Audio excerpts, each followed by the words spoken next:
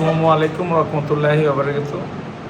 সকলকে জানাই শুভেচ্ছা। এখানে পোশাক শিল্প এবং বাইং অফিসে যারা আমরা কর্মরত আছি সকলকে সহযোগিতা করবেন। কারণ আপনারা জানেন আমাদের বর্তমানে বাংলাদেশের প্রেক্ষাপটে যে একটা সিচুয়েশন, যে আসলে আমাদের পোশাক শিল্পটাকে আরও উন্নত করার জন্য আমাদের যে নতুন নতুন প্রজন্মগুলো আসতেছে, যারা দেখা যাচ্ছে বিজিএমই থেকে পড়াশোনা করছে এবং কি টেক্সটাইল ইঞ্জিনিয়ার করে পার হচ্ছে, তাদের জন্য জব যেরকম প্রয়োজন এরকম যারা পুরান আছে তারাও কিন্তু তাদেরকে হেল্প করতে হবে। তো এই জন্য বলবো যে পোশাক শিল্পে আমরা যারা জব করতেছি তাদের দায়িত্ব হলো যারা নতুন আসবে তাদেরকে সঠিকভাবে আমরা অবশ্যই যাতে চিহ্নিত করে তাদেরকে শিক্ষাগতভাবে এবং প্র্যাকটিক্যালি টেকনিক্যাল কাজগুলো করাতে পারি। এমনকি আমরা এমন অবস্থায় যাব না যে অবস্থায় যেটা আমাদের দেশ শূন্য হয়ে যাবে।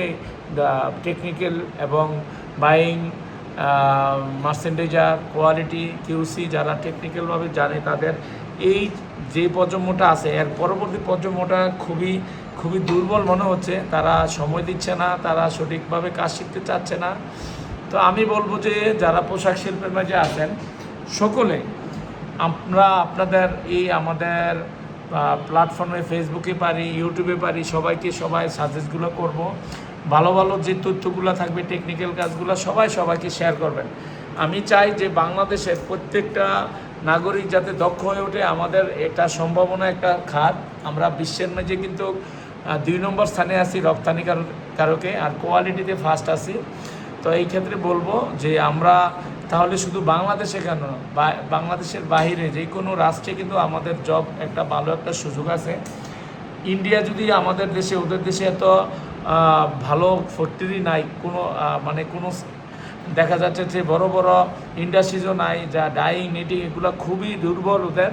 তারপরও ওদের দেশের ম্যাক্সিমাম বড় বড় কর্মকর্তা বাংলাদেশে একটা বড় পোস্টগুলো নিয়ে আসে। কেন নিয়ে আসে? একমাত্র আমাদের অনেক সময় অনেক ক্ষেত্রে দেখা যায় আমাদের ইংলিশ দুর্বলতা, আমাদের টেকনিক্যাল সাইড দুর্বল, আমরা ম্যানেজমেন্টের দুর্বলতা, আমরা প্রচুর পরিশ্রম করি না, আমরা ফাঁকি দেই, আমরা নতুন কিছু শিখতে চাই না, আমরা লিডারশিপ হতে চাই না। তো লিডারশিপটা খুব ইম্পর্ট্যান্ট। লিডারশিপটা হতে হলে আমাদের অবশ্যই আরও দক্ষ হতে হবে, সঠিকভাবে নিজেদেরকে তৈরি করতে হবে, তাহলে আমাদের এই পোশাক শিল্প সম্ভব। তো আসুন আমার এই ইউটিউবটা সবাই সাবস্ক্রাইব করে রাখুন, যাতে আমরা এই চ্যানেলটা চ্যালেঞ্জ দিচ্ছি যে আমরা পোশাক শিল্প এবং ইউটিউবের মাধ্যমে আমাদের জনশক্তিকে আমরা আরও স্ট্রং করব।